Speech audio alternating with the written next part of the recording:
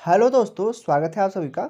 Bank of India का exam 2 shift में एक ही दिन था, वो ख़त्म हो गया है।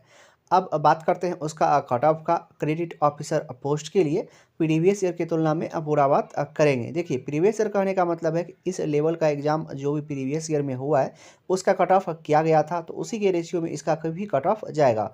तो उसी पर बात करने वाले हैं कि एक्सपेक्टेड कट ऑफ क्या हो सकता है bank of India credit officer post के लिए।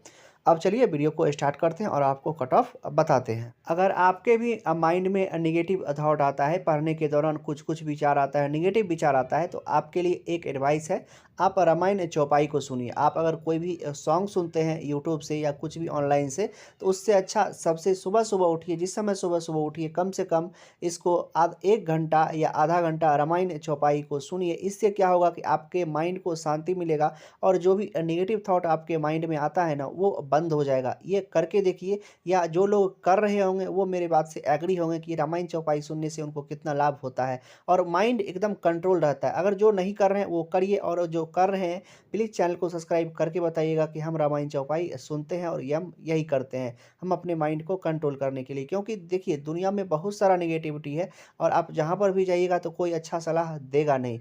इसमें मन मन को शांत करने का सिर्फ एक ही उपाय है, आप रामायण चौपाई को सुनिए और अपने माइंड को कंट्रोल कीजिए, और जो लक्ष्य के प्रति आप चल दिए हैं उसमें आप आगे बढ़ते रहिए और उसमें सफलता प्राप्त कीजिए। कट ऑफ बताने से पहले थोड़ा इसके एग्ज़ाम का डिफ़िकल्टी लेवल पर बात कर लेते हैं कि किस लेवल का डिफ़िकल्टी था इस एग्ज़ाम में। देखिए, कोई आपको अगर कह रहा है कि ये आईबीपीएस पीओ के लेवल का जैसा एग्ज़ाम था, तो वो वैसा लेवल का एग्ज़ाम नहीं था। तो इसका लेवल एक्चुअली क्या था? तो एक्चुअली इसका लेवल जो पीजीडीएफ वाला कोर्स होता है, जो अदर बैंक करवाते हैं, जैसे आईडीबीआई बैंक करवाते हैं, तो वो उस लेवल का एग्ज़ाम था। अब उस लेवल में भी कहने का मतलब हम ऐसा नहीं कह रहे हैं कि वो एकदम ईजी था। एकदम तो ईजी तो था ही नहीं। आरआरबी क्लर्क के लेवल से अप था और आईपीएस पीओ के लेवल से भी थोड़ा अप था। मतलब इसका रीजनिंग का बात करते हैं तो, और मैथ्स मैथ्स भी कुछ वैसा ही था। अब हम बताते हैं सीक्वेंसली कि आपको इसमें जो कट ऑफ बनेगा वो बनेगा आपका। इंग्लिश तो आप डिस्क्रिप्टिव लिख कर आए हैं, उसमें सिर्फ क्वालिफाइंग करना है, और उसका जो इंग्लिश का पेपर है उसमें भी आपको क्वालिफाइंग करना है।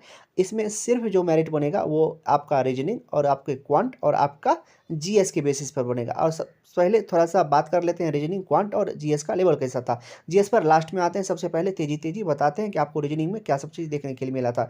देखिए, रीजनिंग में चाहे कोई भी पजल हो ना, उसमें डबल वेरिएबल करके दिया हुआ था। मतलब जो प्री में सिंगल वेरिएबल रहता है उसमें डबल वेरिएबल करके दिया हुआ था। चाहे 8 मेंबर के साथ हो, चाहे वो 9 मेंबर के साथ हो, सब में डबल वेरिएबल था। और अगर जो एक होता है कि अथी वाला पजल, मतलब जो यहाँ पे 3 सिटी दे दिया जाता है और उसमें कहता है कि इतना इतना इसमें इतना लोग जाएंगे, इसमें इतना लोग जाएंगे, तो प्री में वो भी एक वेरिएबल में आता है, लेकिन यहाँ पे 2 वेरिएबल में दिया हुआ था। और एक बात यहाँ पे जो चाहे ये ब्लड रिलेशन हो और पजल हो, ब्लड रिलेशन हो और सिलॉग हो, सब कोडेड फॉर्म में दिया हुआ था, तो उसको भी इजी नहीं बनाया गया था। मतलब आपको टाइमिंग कंज्यूमिंग था। लेकिन अगर आप आसान बना रहे हैं सीक्वेंसली और ध्यान से बना रहे हैं, पढ़ने में कोई दिक्कत नहीं है आपको, मतलब पढ़ करके आराम से समझ करके और कोडिंग कर देते हैं, तो आपको क्वेश्चन सॉल्व हो रहा था। ऐसा नहीं था कि क्वेश्चन सॉल्व नहीं हो रहा था, लेकिन लेंदी था। रीजनिंग का बात करते हैं तो उसके बाद आते हैं क्वांट पे। क्वांट का जो लेवल था वो देखिए, क्वांट का भी लेवल मतलब कैलकुलेटिव पूरा कर दिया था। डीआई का जो क्वेश्चन था वो 4 से 5 लाइन का था। अगर आप एग्जाम दिए होंगे तो इस बात को समझ रहे होंगे कि मेरे बात से एग्री कर रहे होंगे कि डीआई का जो लेवल था, डीआई कोड हो रहा था कि ऐसे कोड, ऐसा नहीं था कि डीआई आपको समझ में नहीं आ रहा, लेकिन समझ में आ रहा था। लेकिन उसका जो था क्वेश्चन वो थोड़ा लेंदी करके दिया हुआ था, तो सबको क्वेश्चन करने में टाइम लग जा रहा था। अब बात करते हैं आपका जीएस का। जीएस का लेवल खतरनाक था। जिसको भी कही आईबीपीएस पीओ मेंस लेवल का कही, वो IBPS PO SBI PO mains level का ही जीएस था। उसमें किसी बच्चा को कुछ भी पता नहीं चला था। बहुत के लोग को 5-6 या उससे ज़्यादा 6-7 क्वेश्चन पता चला होगा, लेकिन बाकी सब में अगर कुछ उससे ज़्यादा अटेम्प्ट करके आए हैं तो कुछ तुक्का ही मारे होंगे। ये बात आप मेरे से एग्री करते होंगे। अब मतलब मुश्किल से मुश्किल आपको 10 पता चल सकता है, लेकिन उससे हम ज़्यादा एक्सेप्ट नहीं कर सकते। उससे भी ज़्यादा अगर आपका है तो आपका जीएस सच में बहुत बढ़िया है। आप और इसमें आप जीएस को लेकर के ना श्योर हो जाइएगा कि कल के पेपर में अगर आपका 10 से ज़्यादा ठीक-ठीक लग रहा था, तो आपका जीएस बहुत ही एकदम गजब लेवल का है और गजब लेवल का आपका प्रिपरेशन चल रहा है जीएस में। ये जो कट ऑफ है ये आउट ऑफ 200 है, और ये जो कट ऑफ लिया गया है ये आईडीबीआई बैंक पीजीडीएफ कोर्स का लिया गया है।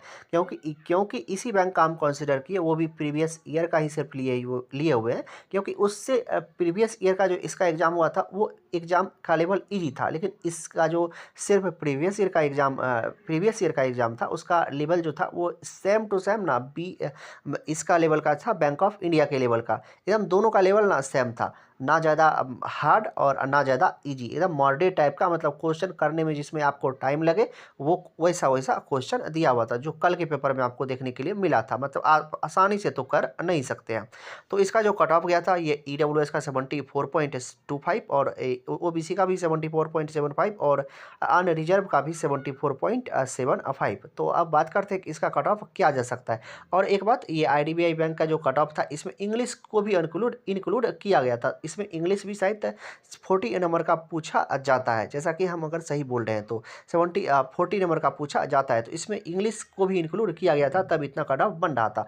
अब बात करते हैं कि इसका कट ऑफ कितना जा सकता है। तो जो हमें लग रहा है कि इसका कट ऑफ आपको 70 से लेकर के 73 नंबर के बीच में आपको देखने के लिए मिलेगा, प्लस माइनस आप 1 से 2 कर सकते हैं। हम मार्क्स के बेसिस पे बता रहे हैं कि 70 से लेकर के आपको 71 2 ऐसा सब कट ऑफ देखने के लिए मिल सकता है।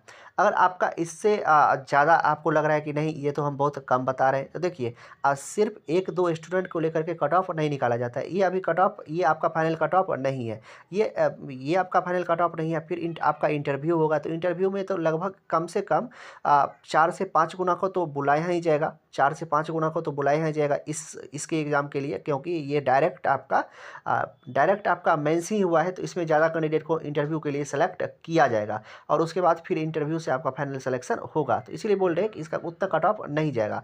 और अगर किसी स्टूडेंट का ज़्यादा अटैम्प्ट है तो उसका अटैम्प्ट ठीक है, तो आप अपना अटैम्प्ट लेकर के खुश रहिए, लेकिन ऐसा नहीं है कि सिर्फ ज़्यादा अटैम्प्ट को ही लिया जाएगा, कम अटैम्प्ट वाले को नहीं लिया जाएगा। तो अभी इसके बाद इंटरव्यू होगा, तब आपका फाइनल सिलेक्शन होगा, इसीलिए कट ऑफ उतना नहीं जाएगा, क्योंकि इंटरव्यू में ज़्यादा से ज़्यादा स्टूडेंट को सेलेक्ट किया जाएगा।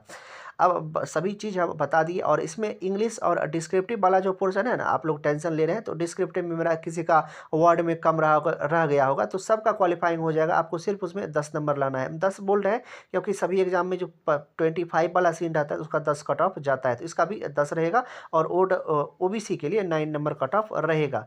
अभी उसमें शायद कट ऑफ डिसाइड नहीं है, लेकिन अगर रहेगा तो इतना ही रहेगा, 9 या 10। और अब बाकी इंग्लिश के लिए आप भी टेंशन नहीं रहिए, इंग्लिश का लेवल भी जी था, और अगर आप बनाए होंगे तो सब कट ऑफ क्लियर हो जाएगा। बाकी यही तीनों चीज़ था, तो जो हम आपके साथ शेयर कर दिए। अब चलिए मिलते हैं इस तरह के किसी दूसरे नेक्स्ट वीडियो में, तब तक आप अपना ध्यान रखिए। Love you, bye bye.